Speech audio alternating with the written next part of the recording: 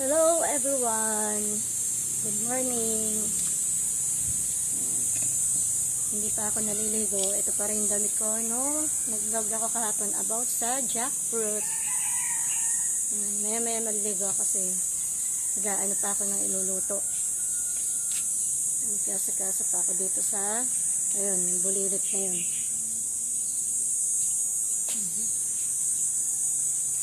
Yan.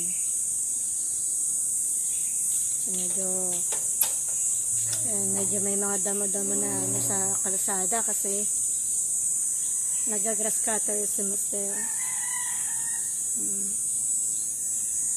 Nakatakot baka mamaya magpuntahan yung mga ahas lalo dito pagka yung humaba ng gusto yung damo. O kasi kagabi nandun nga ako sa common malinis doon sa may common CR, sa may CR ng pinaka ng swimming pool doon sa taas.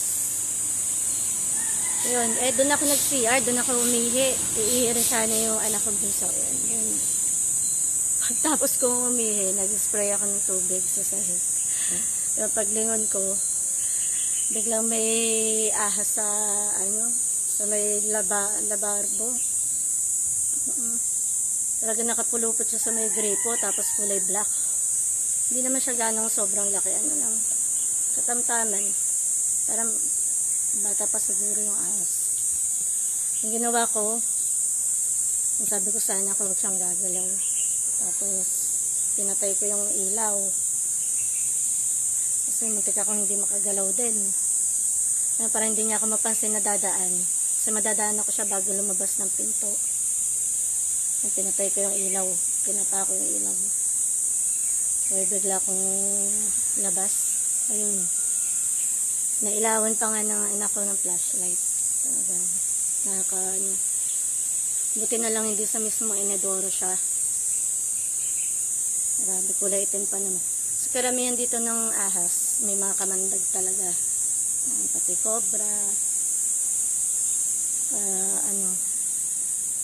Kailangan ma-maintain yung linis.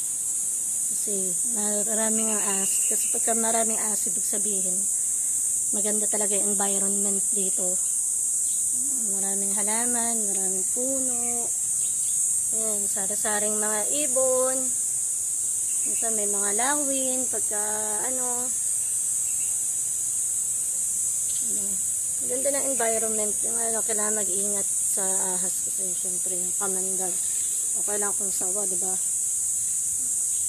So, yun lang guys. Thanks for watching. Kwento ko lang naman. Dahil shock kasi. Umiihi ka tapos biglang may ahas. Siya.